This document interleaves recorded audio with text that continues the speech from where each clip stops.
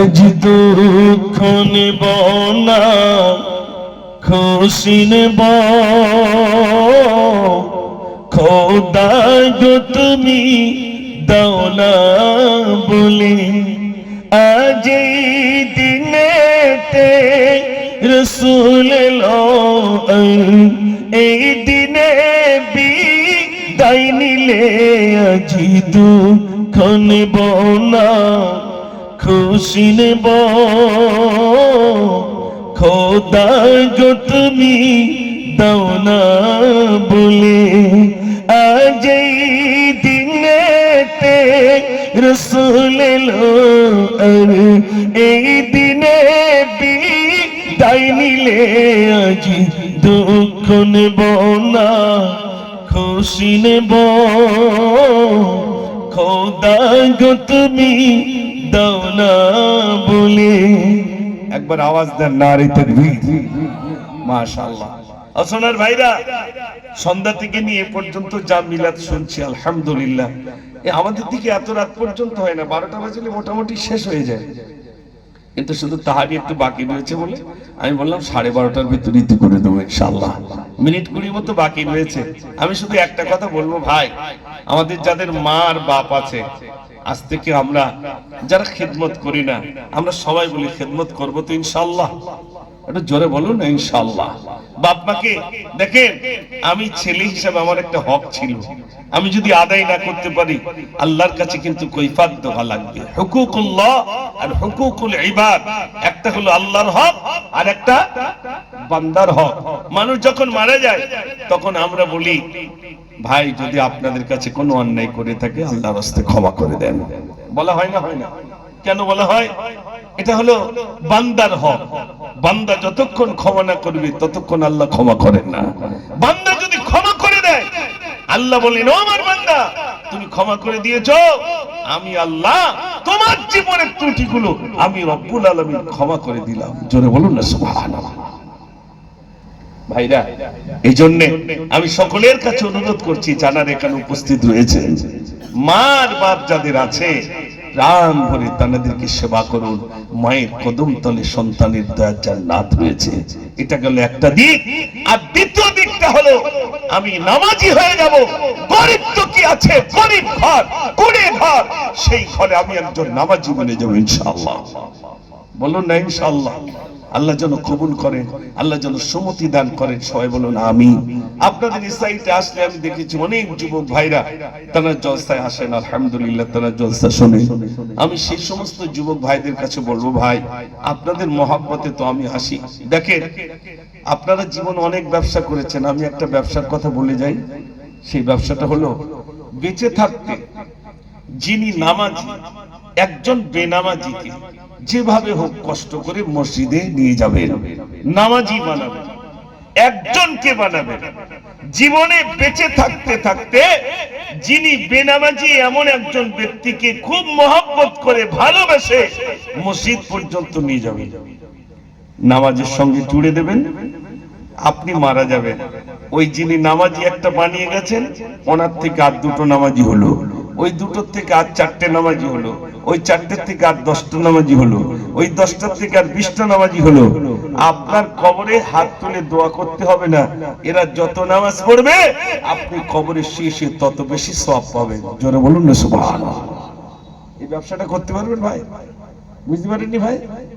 টেনে টুনে একজনকে মসজিদ পর্যন্ত নিয়ে যাওয়া, জোর করে নয়, খুব মহব্বত করে, খুব ভালোবেসে।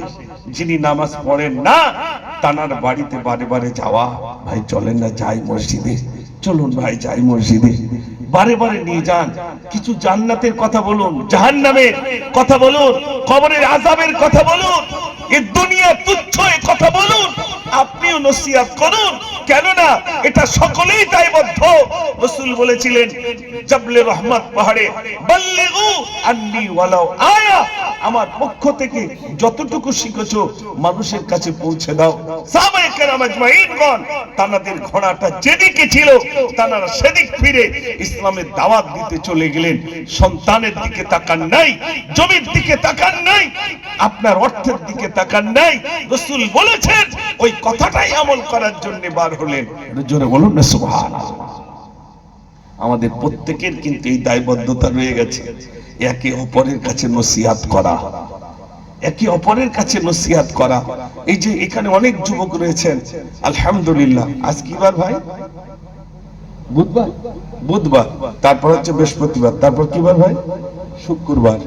আমি গজল শোনাবো, কিন্তু একবার বলতে হবে আগামী শুক্রবারে আমরা যা 5 ওয়াক্ত হয়তো পড়ি না অনেকে, কিন্তু শুরুটা করব জুমা দিয়ে।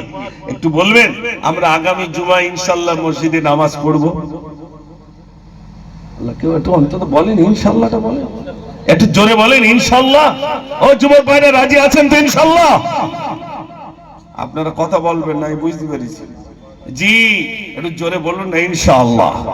জি, আস্তে আস্তে হবে। দেখেন ভাইরা, যুবক ভাইরা, বিশ্বাস করুন, আপনি যদি মসজিদ পর্যন্ত যান, এই যেমন মিলাদে এসেছেন, অন্তরটা তৃপ্তি পাচ্ছে, মসজিদে যাবেন দেখবেন আপনার চেহারা, ওই যখন আপনি মুখ পরিষ্কার করার জন্য সেলুনে যান, আর অধিকাংশ যুবকরা সব সেলুনিতে যায়, গিয়ে বলে মুখটা ফেস ওয়াশ করে দেন, দেখবেন একটা কেমিক্যাল দিয়ে 2 হাত দিয়ে আঁচড়ায়, আঁচড়ায় না ভাই?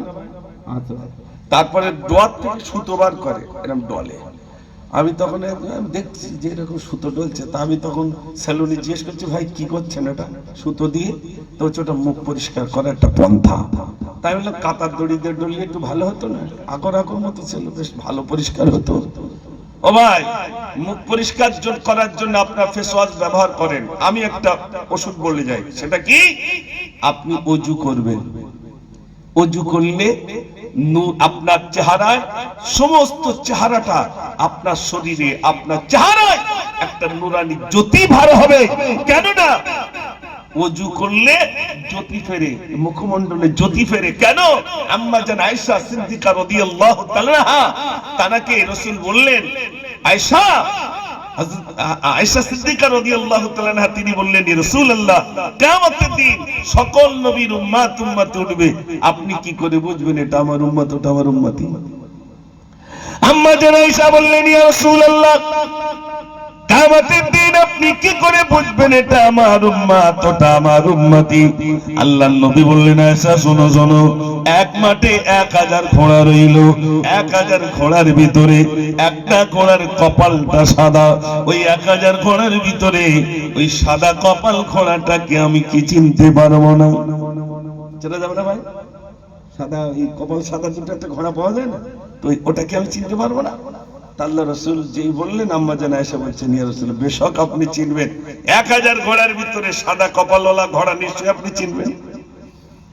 আল্লাহর নবী বললেন, শোনো আয়েশা, আমার উম্মত উম্মতি দুনিয়ায় ওযু করবে, নামাজ আদায় করবে, কিয়ামতের দিন, মুসিবতের দিনে তাদের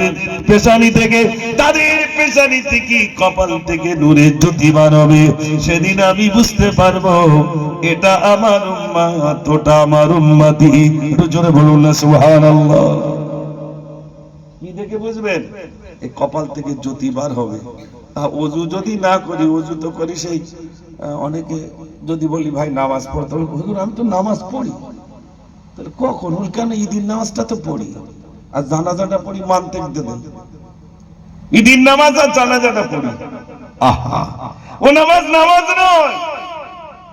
আল্লাহ রাসূলের কাছে সাহাবারা বললেন, ইয়া রাসূলুল্লাহ, পৃথিবীতে সবথেকে বড় চোর কে?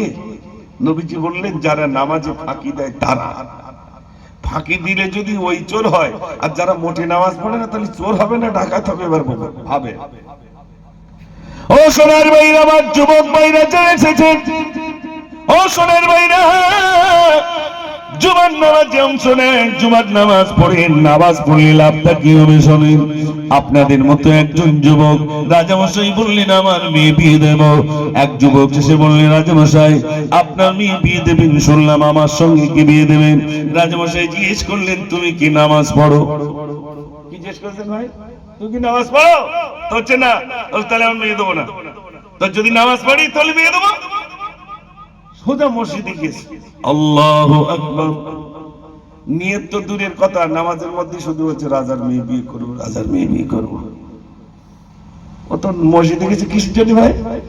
রাজার মেয়ে বিয়ে করবে। তো এখন 1 বছর 2 বছর পার হয়ে গেল, এবার রাজামশাই সৈন্য পাঠিয়েছে, যাও ওর সঙ্গে আমার মেয়ের বিয়ে দেবো। সত্যিও বেদাত করছে, ইবাদত বন্দেগীতে লিপ্ত আছে। এসে বলছে চলো রাজামশাইয়ের মেয়ে বিয়ে করবে, চলো। যে কেন? বলছে তুমি তো বিয়ে করবে বলে মসজিদে এসেছিলে।